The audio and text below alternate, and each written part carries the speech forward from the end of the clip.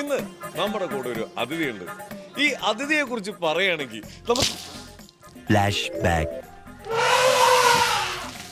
താൻ എന്താ ഈ കാണിക്കുന്നത്? എന്റെ മാതൃഭൂമിയുടെ നന്ദി പോലോ.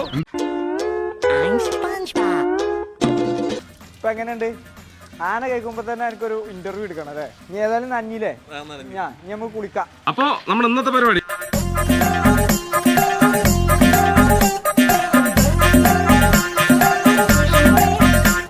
ആളുകള് ജീവിതത്തിൽ ആദ്യമായിട്ട് ആനയെ കുളിപ്പിച്ചു. ആന നീന്തുവല്ലേ വെള്ളത്തിൽ? നമ്മളെ ചെറിയൊരു കുട്ടികളെ നമ്മള് സ്വിമ്മിംഗ് പൂളിൽ കൊണ്ടുപോയി ആക്കി എന്ത് ചെയ്യും?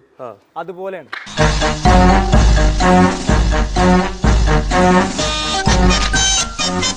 ഇവർക്ക് 5 വയസ്സായ കുട്ടികളെ ബുദ്ധിയുള്ളൂ. ഇവരെന്ത് ചെയ്തു കൊടുക്കണമെങ്കിലും നമ്മൾ വേണം. അപ്പൊ നമ്മൾ അത് കുറച്ചൊന്ന് മനസ്സിലാക്കി കഴിഞ്ഞാൽ തന്നെ ഈ മൃഗങ്ങളെല്ലാത്തിനും പരിപാലിക്കാൻ സാധിക്കും.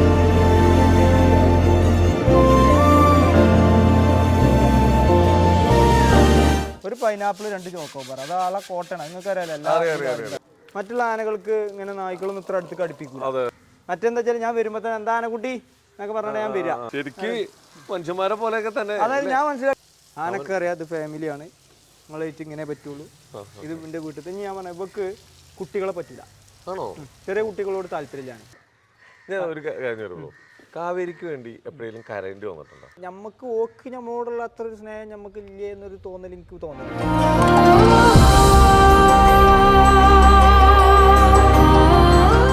കഴിച്ചോ ഇല്ല, സ്നേഹമൊക്കെ ഉണ്ട് രണ്ടാക്കുണ്ട്. എല്ലാവർക്കും സ്നേഹമുണ്ട്.